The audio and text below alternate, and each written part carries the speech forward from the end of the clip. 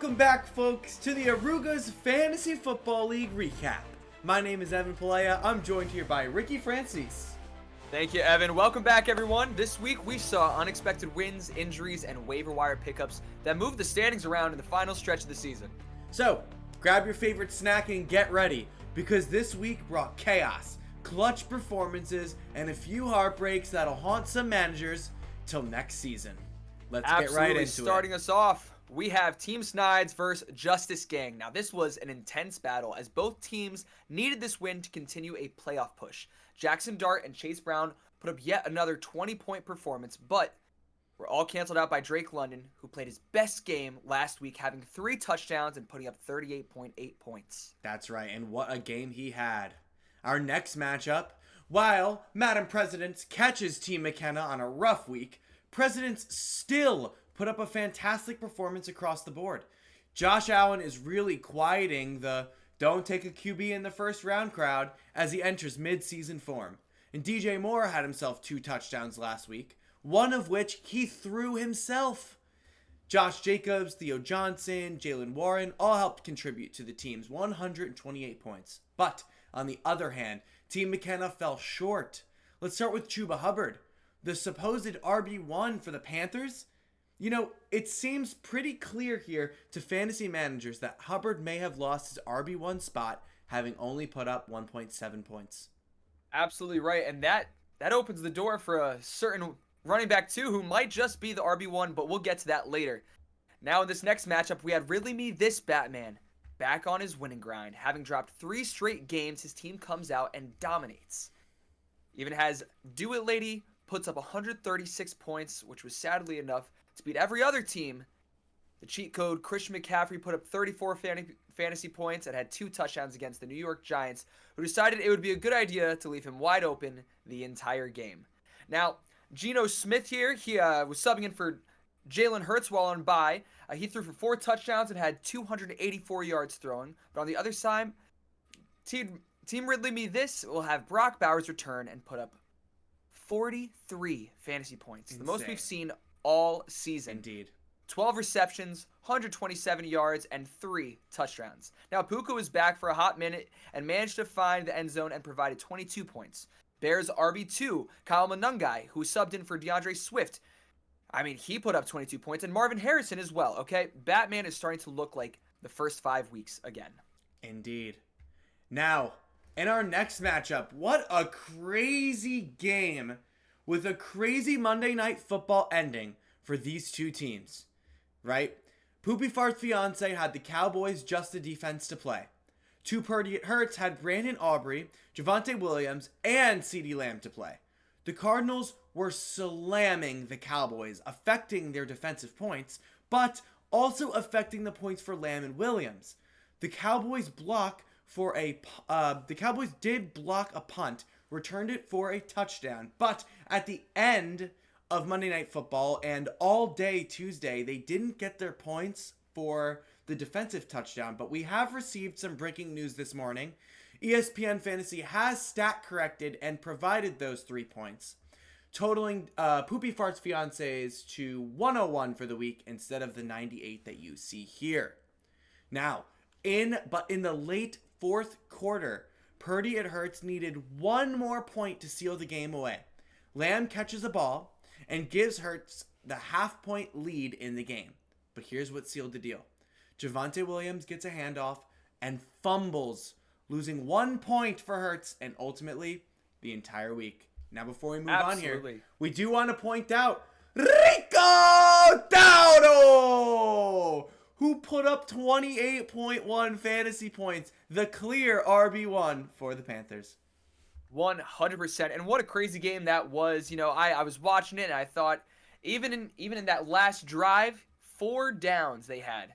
4 downs to try to get, you know, a pass here, a pass there, couple yards, nothing worked. Even a field goal, into field goal range to get those points. And I mean, it's Brandon Aubrey. He could hit it from pretty much anywhere. He could hit it from the end zone. My goodness. But that does bring us to our next matchup.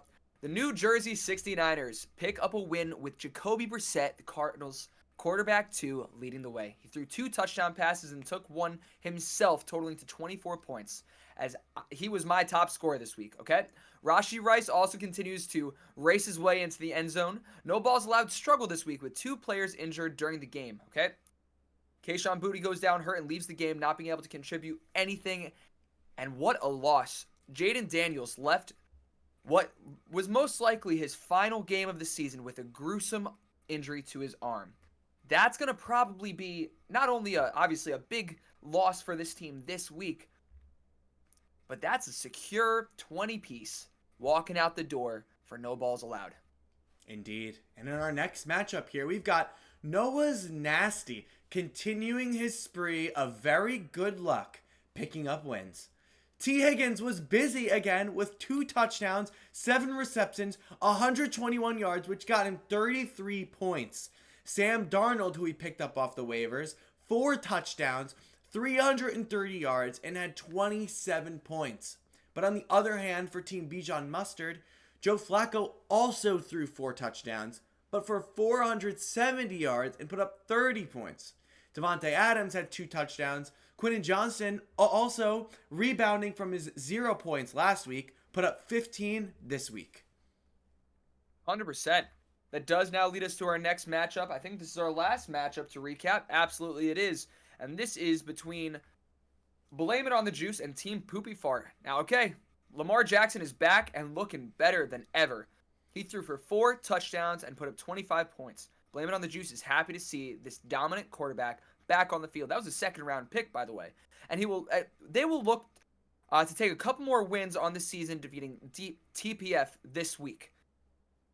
Really? You're calling that now? Calling what? Oh, you said this week. I thought okay. It's Thursday. Yes, she defeated you this week. Okay. Yes. Although TPF did see Jahmyr Gibbs only put up 4 points this week, and DeAndre Swift was out with an injury, as we said before. Now, Colts quarterback Daniel Jones had his worst week yet, getting exposed by the Steelers. Now, this is going to bring us into our power rankings. This is a little bit of a different format, okay?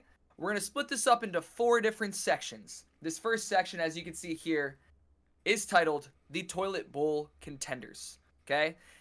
Here's a look at the ER Productions Power Rankings brought to you by Turkey Bowl 4. Our Toilet Bowl contenders, the teams that could be looking at doing punishment. Somehow in last place, we have the league's 5th highest scorer, Team Poopy Fart. Then, 13th, Blame It on the Juice. 12th, Too Purdy It Hurts.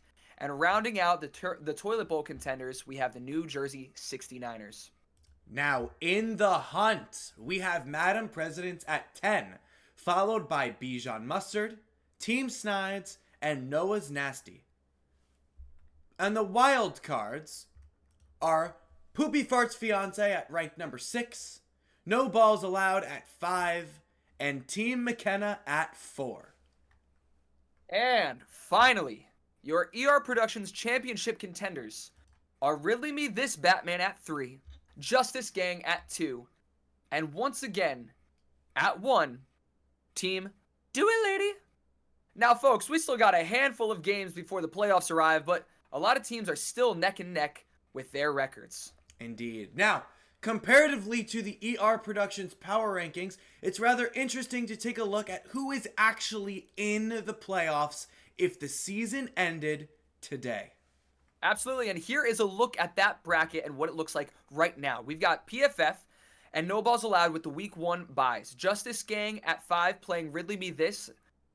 That's a scary matchup. Indeed. And then in our last matchup, we have Team McKenna at 6 playing Noah and the Nasties at 3. Now, I will point out, our top-ranked power ranking team is not here. Just Indeed. is not in this playoff picture right now, but there's still some time. Exactly. There is still some time for movement, and several teams that are still in the hunt for their spot in the playoffs. As we said, Madam Presidents continues to climb her way through the ranks and is just in need of one positional move to be considered in. And our number 1 power ranked Do It Lady is in the hunt as he continuously provides high scoring games. But he'll just need his team to actually follow through with the win. Lastly, Team Snides is busy hunting as well, hoping to ignite a spark with some of his players to get him to the finish line. Absolutely. Well, folks, that is all the time we have for today. And we have an exciting week coming up as we are now in November. The 4th annual Turkey Bowl is right around the corner, which will be on Sunday, November 23rd at noon at the Marlboro Rec Center. We're excited to see you all there in game mode. Thank you for joining us this week, and we look forward to the final 5 games of the Arugas Fantasy Football League. We'll see you in the next one.